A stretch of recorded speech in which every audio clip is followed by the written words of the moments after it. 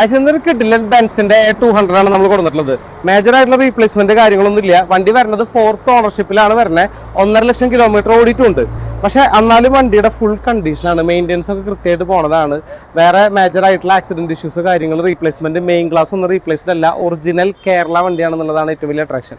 ഇതിൽ താഴെ ഡിസ്ക്രിപ്ഷൻ ബോക്സിൽ ഞാൻ അതിന്റെ റേറ്റ് കൊടുത്തിട്ടുണ്ട്. അതിൽ നിന്നും നമുക്ക് നെഗോഷ്യബിൾ ആക്കാനും പറ്റും, ജെനുവിൻ കസ്റ്റമർ ആണെന്നുണ്ടെങ്കിൽ.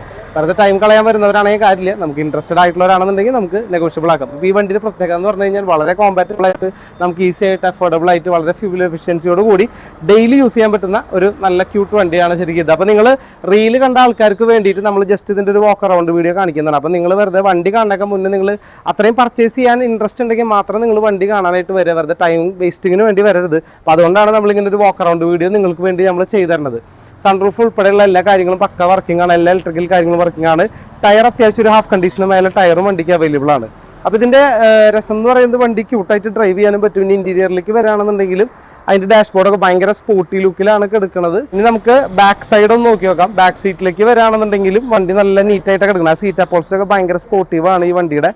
അപ്പോൾ ഇതിന്റെ ഏറ്റവും വലിയ അട്രാക്ഷൻ എന്ന് പറയുന്നത് ഇതിന്റെ മെയിൻ്റെനൻസ് കാശ് ഭയങ്കര കുറവാണ്. അതായത് എനിക്ക് തോന്നുന്ന ഒരു വോക്സ് വാഗൺ പോളോ ഒക്കെ യൂസ് ചെയ്യണ പോലെ വളരെ ഈസി ആയിട്ട് മെയിൻറ്റെയിൻ ചെയ്ത് കൊണ്ടുപോകുന്ന ഒരു വണ്ടിയാണ്.